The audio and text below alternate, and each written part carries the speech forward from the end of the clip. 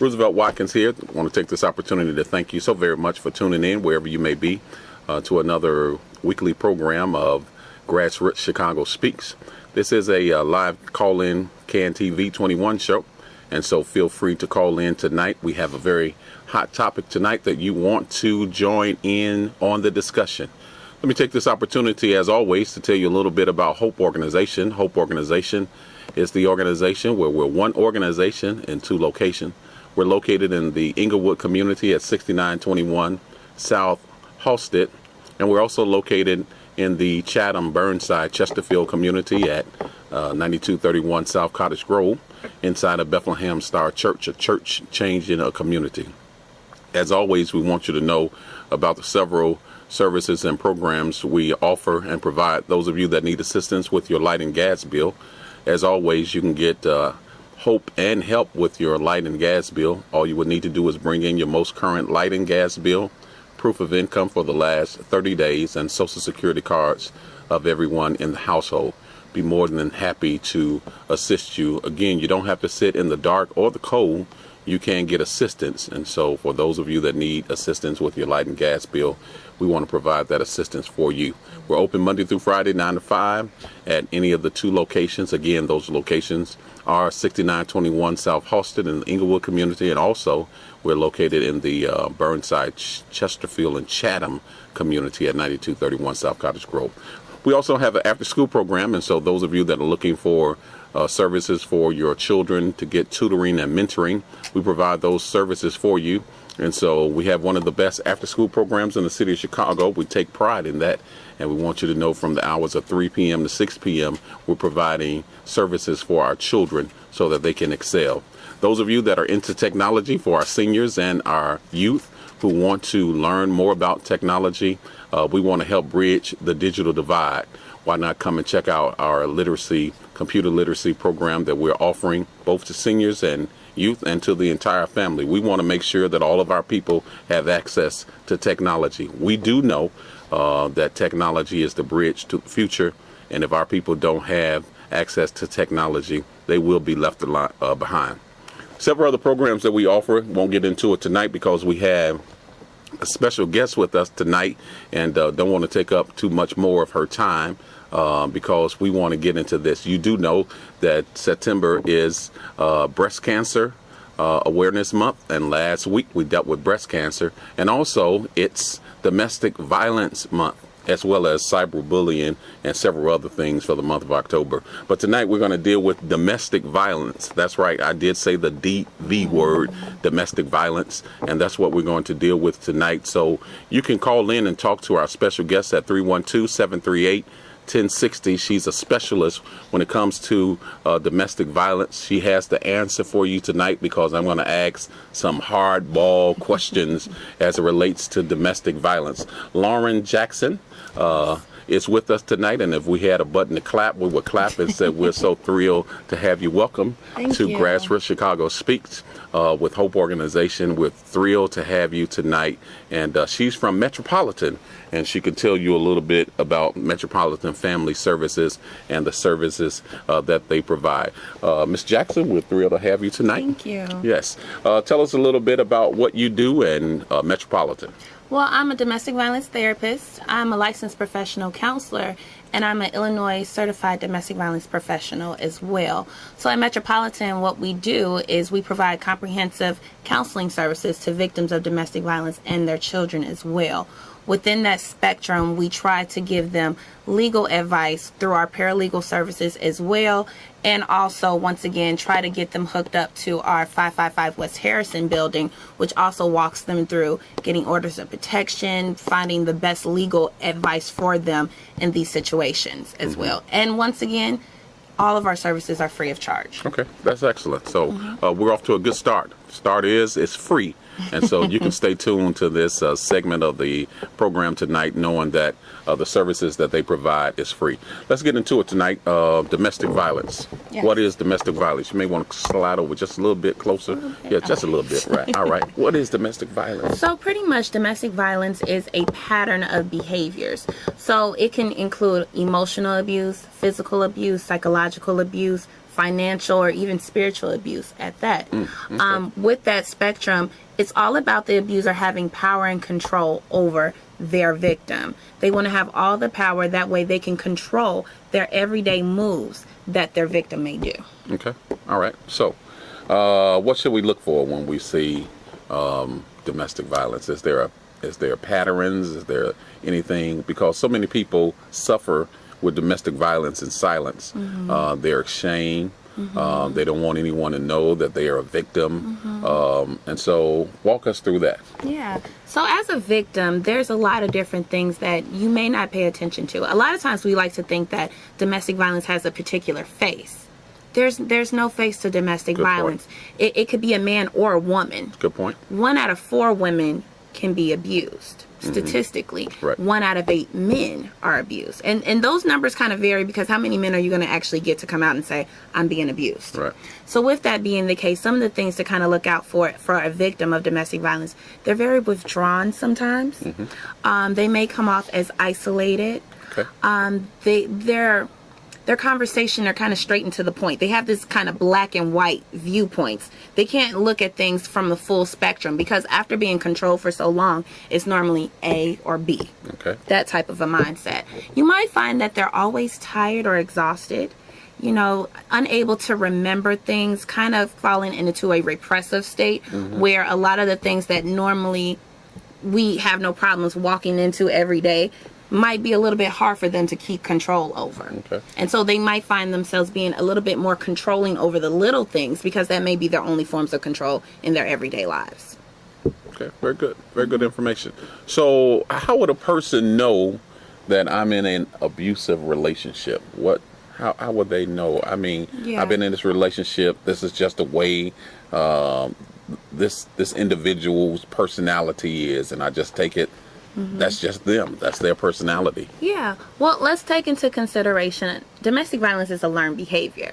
So with that, you're also learning as a victim what these behaviors are, and you're also learning as an abuser what's acceptable as well. So a lot of times you'll have people that come out of abusive households and wouldn't even think that they're in abusive relationships, because that's their everyday norm that they may have grew up with. So some of the things to kind of look out for is, do you feel as though you're walking on eggshells all the time? Okay. Can you freely express yourself and communicate without feeling as though it will bring harm to you? Controlling behaviors. Trying to control your everyday move. Who you talk to, who you hang out with, where do you go to get groceries? How are you bringing them back? How are the things being handled with the children? Things of that nature. So those are all Isolation. signs of Yes. abuse. Isolation. Once Okay. again, we spoke about that. One of the things I try to tell people is that as an abuser, they're not going to come up to you and say, hi, I'm an abuser, and this Right. is my agenda. Right. It's going to be a snowball effect. So it might start off very, oh, I just care about you. Oh, I love you. Oh, I'm just calling to check in on you. And that calling to check in on you is starting to check your Facebook, starting to check your text messages, starting to call you every few seconds, maybe popping up at your workplace or popping up at various functions that you're looking like, well, how would you even know that I'm here in the first place? But it's constantly trying to keep an eye on you, and it's very kind of interrogation. Where are you going? What are you doing? Who are you hanging out with? Things of that nature. Okay. All right. Listen, we got some callers. I want to know if you're a survivor of domestic violence. 312-738-1060 is the number. If you're a survivor, or you may know someone who is in a abusive relationship, or you yourself may be in an abusive relationship and you want to talk about it. You have some questions that you want answered tonight. 312-738-1060. Miss Jackson is in the room tonight. She's in the house. She's here to answer your question. We got a caller that's on the line. Caller, are you there? And what's your name? I am here, Pastor. And you don't have to give your name if you choose not to. This can be an anonymous show tonight. Yes. Not a problem. How are you? I'm great. I'm great. I just want to say thank you. Is it Ms. Jackson? Yes. Thank you so much. I mean, because you gave information that I already knew, and it was confirmation, because I've been in 2 abusive marriages. The first one was physical. Yeah. And I am now coming out of one where, I mean, it was everything. I wanted to know what you're doing. Like you said, showing up at different events, calling to check on you, want to know what's going on with the baby. I mean, and became to the point where it was a mind control thing, and it was just crazy. Yeah. You know, and I kind of recognized when we started playing mind games, got to the point where started talking about me to the family and trying to alienate me from the family. You know, was standing in the pulpit and made comments about me across the pulpit. Got people looking at me crazy, and I'm like, wow, what is going on? Yeah. And it wasn't until, you know, I was told that I couldn't sing and I couldn't do this and I couldn't do that. I was like, oh, wait, devil, you a lie. Yeah. You know, the games that were being played. So it took for me to wake up, you know, because, I mean, I found infidelity and everything. And I'm still in denial about the situation. And I carried this for 4 years. Yeah. Okay. Yeah. For 4 years until within the last 2 weeks, I just exploded. Yeah. I exploded, and you know, a lot of people said things to me because I actually use social media, you know, to release and to let it out. But at the same token, I feel so much better because, you know, not only did I release my mental abuser and my verbal abuser, I released everything as far as he's concerned. Yeah. Everything, you know, and it just felt so good. So it is so many signs of domestic violence that women don't know, men don't know. You know, I'm telling kids all the time, stop playing the play fighting, because when you're playing the play fighting, what it is they're trying to see how strong you are, so when it comes that time, they'll know how to get you and how to break you down. Wow. Yeah. Okay. Caller, we appreciate that so very much. We got other callers that we got to get to, and we appreciate your call and glad that you're a survivor. Thank you. And we appreciate your call tonight. Great information. Thank you for sharing. I'll be watching. All right. Thank you so very much. Have anything you want to say in response? Well, I think one of the biggest things is that a lot of times we don't know the different forms of abuse. And a lot of times with that being the case, domestic violence is that silent killer because nobody is trying to talk about it. Whatever is happening in my home is going to stay in my home, right? So we perpetuate this. And although we know that Breast Cancer Awareness Month is in October, how many of us knew that domestic violence was in the same month? Correct. Because it doesn't get that same exposure, because it's that hush-hush. How do we kind of say it's not a big deal, when in reality it's everybody's problem? And like you said, breast cancer, domestic violence is a silent killer, just like breast cancer. Got another caller that's on the line, 312-738-1060. Caller, are you there? Yes. All right. You have a question or a comment? Yeah, man, I've been dealing with, you know, abuse for a while now, man, and it's very, very, very difficult because she's kind of bipolar, so, and, you know, I just need some help on dealing with that.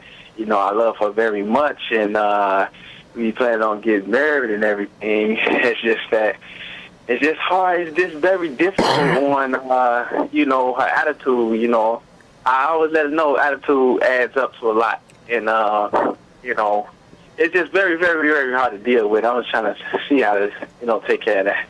Okay.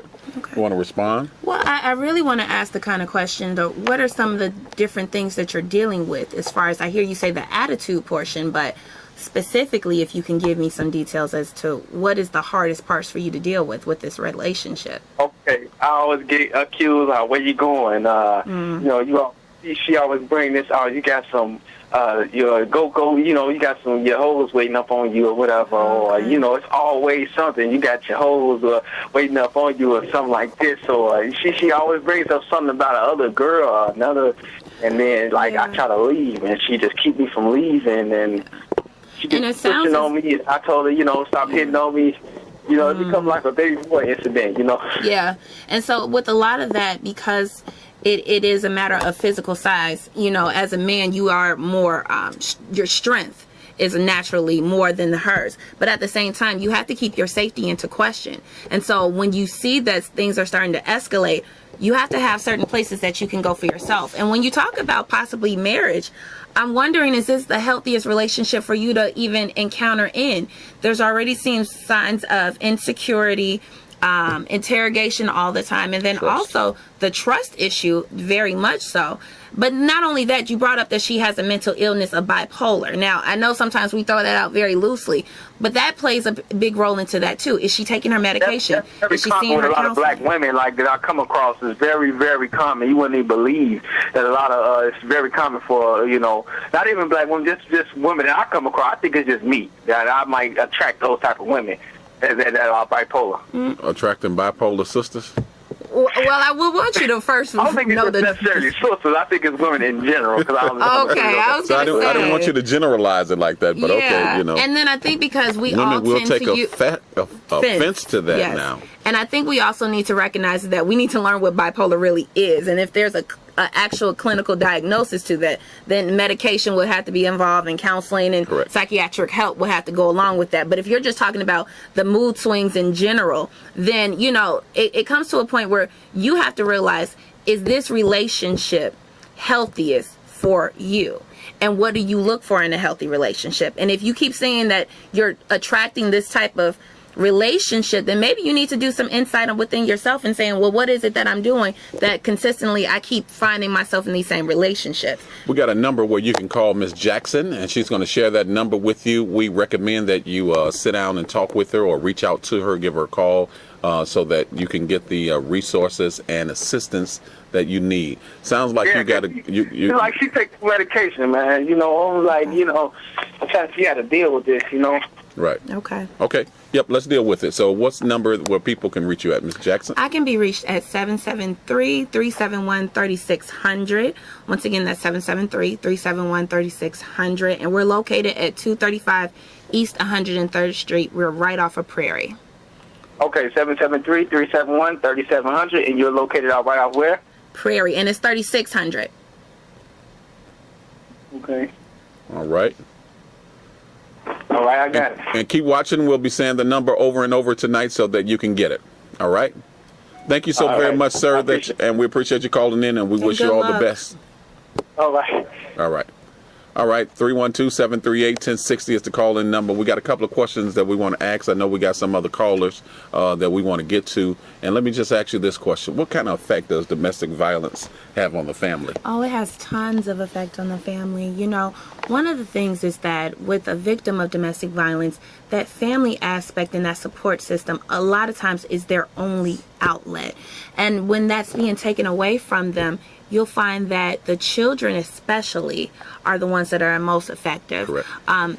A lot of times when there's physical abuse in the home, children experience a 300% increase in aggressive behavior. 300%. So a lot of times I'll have clients that say, well, you know, we made sure that the children weren't around when the abuse was taking place, or, you know, I try to make sure that I sent them away maybe to grandma's house or things of that nature. But kids are very intuitive. So we can walk into a room and feel that there's tension. You know, mommy and daddy may not be as affectionate like my parents are. But you know? just hearing what you're saying, it sounds like people are planning for it. We send the children away as if I know what's about to take place. Let me make preparation that the children. Yeah, because it becomes a cycle. And the biggest thing is that with the cycle of abuse, we have an incident where an abusive incident will happen. And let's say it could be a fight, it could be an emotional drag out, whatever that case is. Once that's done, we're going into the honeymoon phase where everything is wonderful, it's great. Okay. You know, people are trying to come off like they're making positive changes when in reality it's short-lived. And then we go back into the tension building phase. And with that tension building, it's kind of like we're walking on eggshells. We can feel an incident is going to happen again. And because this happens so repetitively, we're prepared for it. Okay. So we want to talk about, after we take this call, about it transferring, because I heard you mention that people come from an aggressive household, growing up in an aggressive household. Do they normally have a tendency of carrying that on into relationships because they were raised that way? Let's take this caller, and then you can answer that question. Caller, are you there? All right, caller's not there, so you can take that question. Okay. So, do they have a tendency of carrying that on? Are they pretty much aggressive when they get in relationship? If a boy grew up seeing his father beating on his mother, does he normally have a tendency of carrying that into relationship, and he's an abuser? Well, I think we need to take into consideration, we don't want to generalize it. So with that being the case, like we said earlier, domestic violence is a learned behavior. So you're learning to either be an abuser or you're learning to be a victim. So a lot of times it could be 50-50. Okay. I think about the Chris Brown and Rihanna situation specifically. They both came from abusive households. And so both of them are learning what unhealthy relationships look like. And now they're going through life with extremely wealth and things handed to them. And then they get into a relationship where it's very polarized. So now you're trying to have two unhealthy yolks come together, trying to go into a relationship. But the first sign of conflict, boom, it's an explosive situation. And although we saw the physical appearance happen to Rihanna from his from the physical abuse, you know, here's the thing: we're learning through these relationships that it's okay for me to take it because, once again, it's normal for me. I love this person, which makes it harder for me to leave these situations. And then, two, it's kind of just like the abuser is actually a victim in themselves because they probably were abused growing up. So now you're seeing the traits carrying over into other relationships. All right, we got to take a call. You hit some great points, especially when you put the twist on that the abuser is a victim themselves. A lot of times, that's powerful. That's powerful. 312-738-1060 is the call-in number. We'll take another caller. Caller, are you there? Right. I agree with that, sir. You know, you can, the person, the abuser also can be a victim because me, you know, personally, I see my father beat my mother, you know, and from that, you know, I have been a victim because I have had my girlfriend talk to my mother, and it's just like her whole attitude changed about me. You know, she just kind of viewed me as a type to be like my father. He was always, you know, beating on her and expecting me to be the same. You know, right? You know, kind of as an excuse to blame on me for, you know, kind of starting the sex. But all in all, you know, she was kind of, you know, her mother spoke to my mother and told her, you know, she really don't respect her herself. But I don't really want to blame her for that because she has a condition, you know, being bipolar. So I don't really want to, you know, blame her. And we both try to go to church together and we try to change. But it's just trying to deal with, you know, just basically just being there for each other. I'm just basically trying to be a man. And it just, I guess, starts from a position just basically just, you know, it just disturbed us. My point when I had to just tell her, you know, in the Bible it says I'm your rib, and from that it's like a big argument started, and I had to tell her, you know, I'm the man, you know, you know, you my rib, you know, and from that she didn't want to hear nothing else no more. And she the one that brought me to church. I know that's right. Listen, we got other callers. Not cutting you off, but do want to get to these other callers. We appreciate you calling in, sir. We'll take this next caller. Caller, are you there? Yes, just kind of real quick. I've been listening just a little to your program, but I came through a village. I mean, my grandfather, my father, my uncle, all the men in the family was aggressive, but never hitting or anything like that. It just never did come to me. But I am very aggressive. I mean, I'm old school. I believe a man supposed to do what he's supposed to do. He's supposed to go and work, come home, pay your bills, take care of your family. But I do, as I got older, I do know how now. The most important thing, if you ever want to keep your women, and if anyone ever listening, a man needs to learn to listen. That's what's wrong with our problems. We don't never want to be a listener. We want to be aggressive and just say, shut up, and you don't know what you're talking about. Well, when you do that, that's when you lose your good woman. But again, it's nothing wrong being aggressive, but not to a point where you're going to dictate or say what you can't do. And I think it's a difference between... We appreciate that. I'm sorry. Go ahead. No, I think it's a difference between being aggressive and assertive. See, when you're assertive, you are positive. Let me get out there so I can hear your response. Okay. All right. Very good. Go ahead. Oh, I'm sorry. It's the difference between being aggressive and assertive. See, when you're assertive, you are doing it in a way that is positive. It's not coming off as alarming. It's not coming off as I need to be fearful. When you're more so on the aggressive side, it's coming off as I'm this and I'm that, and you need to fall into line. We try to teach our clients that it's between passive, aggressive, and assertive, and you really want to fall into the assertive behaviors. Listen, we're running out of time. The lines are lit up. All the lines are lit up. Listen, we appreciate you calling in tonight. Won't be able to get to your calls. We got to wrap it up in 20 seconds. Why do victims continue to return or stay in an abusive relationship? Well, can you tell us that in 20 seconds? Yes, I want you to remember that it takes approximately, statistically, 7 to 10 times before a person can leave. This could be because of fear. This could be because of lack of support system or even lack of money. So the best thing that you can do as a person that is with somebody with abusive behaviors is try to get your best safety plan together, and as a support system, try to be that for them. Listen, we're out of time, but we're definitely not out of information. We do apologize to those of you who called in and couldn't get through tonight. Roosevelt Watkins in with Miss Jackson from Metropolitan Family Service. This is Domestic Violence Month. Don't forget, we got to get out and vote November 4th. Yes. Next week, we'll be talking about election and getting people out to the polls. We want to get souls to the polls on next week. We appreciate you, Miss Jackson, sharing with us tonight. We're going to have you back again because we want to continue this discussion. Yes. That's a most important discussion for many people as we deal with people who are suffering in silence on domestic violence. All right, we appreciate you. We'll see you next week. Thank you so very much.